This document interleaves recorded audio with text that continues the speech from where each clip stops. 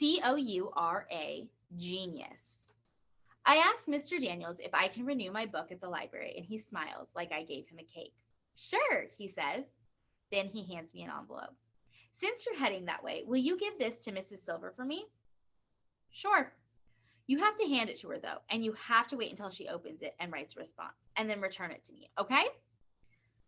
I nod, thinking back to the days when a visit to the office meant trouble. I renew my book and then head to the office. Mrs. Silver is there when I walk in. She smiles. Hey there, Allie. I hold out the envelope before I start talking.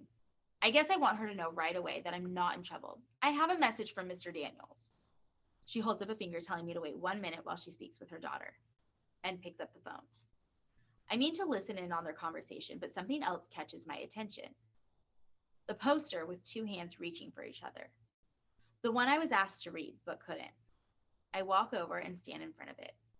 I stare at the outstretched fingers. Then I take a deep breath and look at the letters. I step right up to the wall, and just like Mr. Daniels taught me, I use the envelope in my hand as a marker under the first line. I whisper, some things. Mrs. Silver comes and stands behind me. She puts her hand on my shoulders. I stop reading. No, Allie, keep going. I turn my head to look up at her. Can you just read it to me so I can hear it all at once?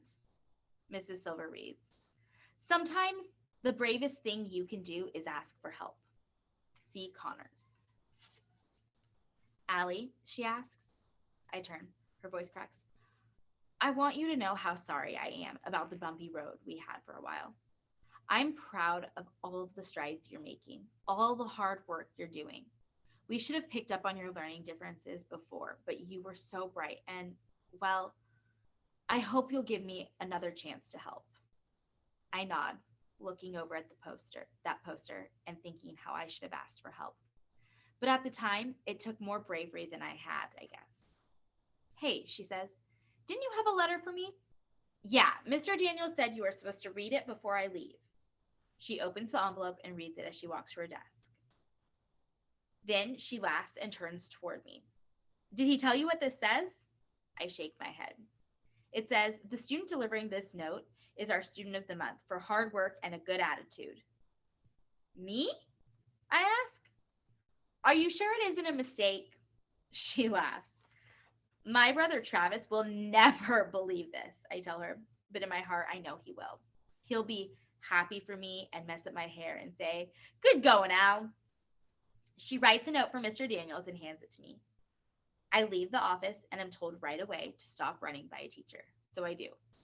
But it is so hard not to run and jump and yell. Mr. Daniels smiles at me as soon as I turn the corner into the room. And I half jump, half run over to his desk. So you got the message? He asks. I nod. With a hand on my shoulder, he says, attention, Fantasticos, I would like to announce that our student of the month is our own Allie Nickerson. Oliver slaps his desk while others applaud, even Jessica. Shay says something I can't hear exactly, but I do hear Jessica answer her, stop it, Shay. Albert and Keisha come over, Albert with a high five and Keisha with a hug. Wow, are you going to talk to us little people when you win your next award? If you bake for me, I joke. Wait, Albert says, will you bake for me if I win something? Keisha and I laugh while Albert says, no, I'm serious. Keisha pats him on the shoulder. Yes, Albert, I'll bake something for you. We began collecting our things to go home. Travis is picking me up because I have to bring my project home. I get my stuff and head down to the gym to wait. Soon, Travis walks in, still wearing his clothes from the garage. The sun from outside is behind him like he's walking out of a ball of light, and all of a sudden, I feel like I'm going to cry. It makes sense. Everything does. Travis is smart in the same way that I am. I run up to him, put my project down on the floor, and throw my arms around him. Pretty happy to avoid the school bus, huh? He laughs. I'm just really happy to see you. That's all. And I hug him one more time, but tighter. His face questions me. Wait a second, I say. I'll be right back. And I turn and run before he can answer. I run because I just have to. This can't wait until tomorrow. I sprint down the hallway, ignoring someone far behind me telling me to slow down. I approach my classroom, grab the doorframe, and swing into the room, out of breath. Mr. Daniels looks up from his work, surprised. Allie? I step up to the side of his desk. I reach into my pocket and pull out the worn piece of paper that says possible. You're still carrying that? He asks and smiles big. Please, Mr. Daniels, I tell him, you have to help. I'll do anything.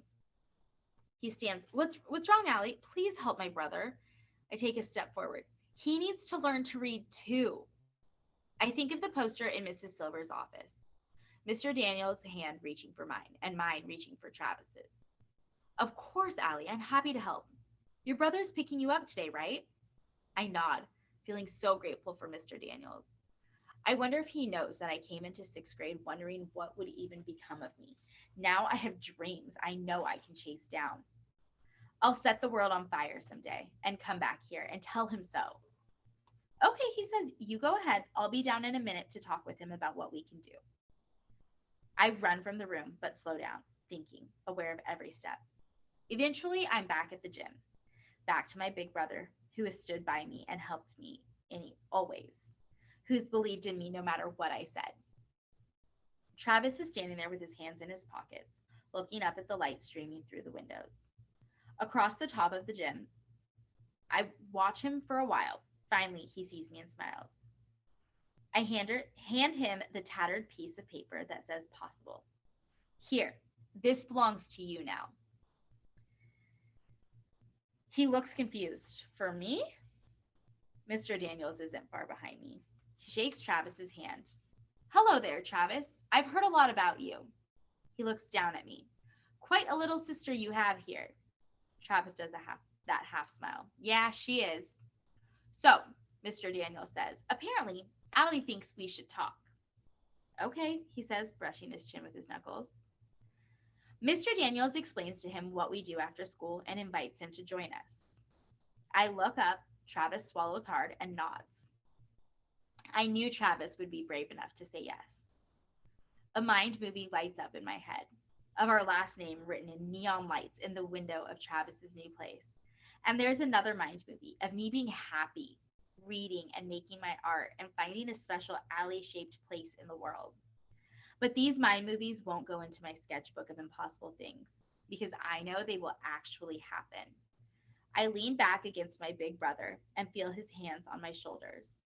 Their voices seem to fade as I look up at the light streaming through the windows. Things are going to be different. It's like birds can swim and fish can fly. Impossible to possible. And that is the end of Fish in a Tree.